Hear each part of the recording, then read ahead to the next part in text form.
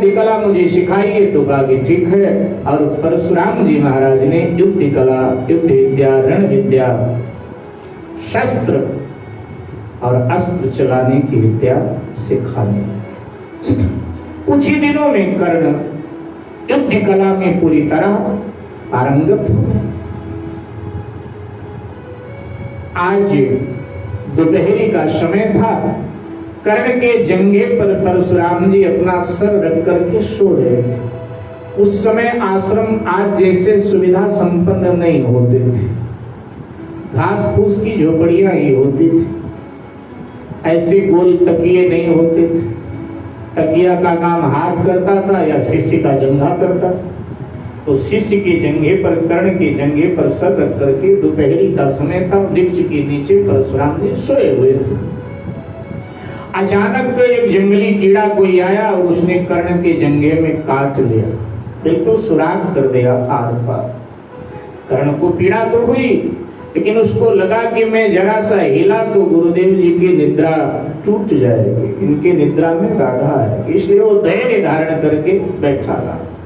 अब उसके जंघे से गरम गरम खून निकला और बहता हुआ जब परशुराम जी के पीठ के नीचे गया तो एकदम वो हड़बड़ा के उठे, पीछे हाथ मारा तो खून। कर्ण बेटा, ये खून कैसा? गुरुदेव मेरे जंघे से निकल रहा। जंघे से क्या हुआ जंघे में? गुरुदेव देखो ना, किसी जंगली कीड़े ने पूरा आर पार सुराख कर दिया। तो जब जंगली कीड़े ने तेरे जंघे में काटा, तुझे पीड़ा नहीं हुई क्या? कहा गुरुदेव हुई, लेकिन अब धैर्य धारण करके मैं बैठा रहा कि अगर मैं हिलूंगा उठूंगा तो आपकी निद्रा भंग होगी, इसलिए मैं बैठा रहा धैर्य धारण करके। जैसे इतना कहा तो परशुराम जी की आंखें लाल लाल हो गईं, होंठ फड़कने लगे, भुजाएं हरकत करने लगी। और रखा था वहां उनका विश्व प्रसिद्ध फरसा, दौड़ करके फरसा उठाया और हवा में लहराते हुए कर्ण से कहा, जल्दी बता है कौन तू, परिचय दे। गुरुदेव, मैं जब आपके चरण में आया था मैंने बताया था ना मैं ब्राह्मण बालक हूं। बोले हो नहीं सकता, तू ब्राह्मण हो ही नहीं सकता, कोई और है। क्योंकि ब्राह्मण में सभी गुण हो सकते हैं, लेकिन ब्राह्मण में धैर्य नहीं होता है और तुझ में जबरदस्त धैर्य है। इसका मतलब यह है कि तू ब्राह्मण नहीं, कोई और है। सत्य को स्वीकार कर, वरना मैं तेरा सिर छेद कर दूंगा। कर्ण भयभीत हो उठा। उसने कहा, क्षमा करें ब्राह्मण देवता, क्षमा करें, ये सत्य है कि मैं ब्राह्मण नहीं हूं, मैं क्षत्रिय हूं। और जैसे इतना कहा, परशुराम जी ने कहा, मूर्ख, तूने अपने गुरु के साथ धोखा किया, तूने मेरे साथ छल किया।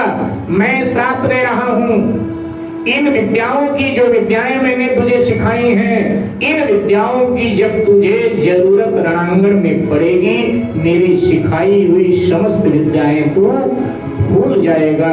ये विद्याएं तेरे काम नहीं आएंगी, क्योंकि तूने अपने गुरु से दुराव किया, तूने अपने गुरु से छुपाव किया, तूने अपने गुरु के साथ छल किया। और हुआ मेरे भाई बहन यही, जब कुरुक्षेत्र में अर्जुन और कर्ण टकरा रहे थे आमने सामने। अब उस समय कर्ण को जरूरत थी उन विद्याओं की, लेकिन चूंकि गुरुदेव का श्राप था, वो विद्याएं कर्ण भूल गया।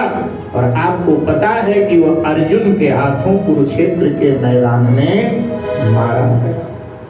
कहने का अभिप्राय, गुरुदेव से दुराव नहीं करना। संत कहीं असनीति प्रभु, श्रुति पुराण मुनि गा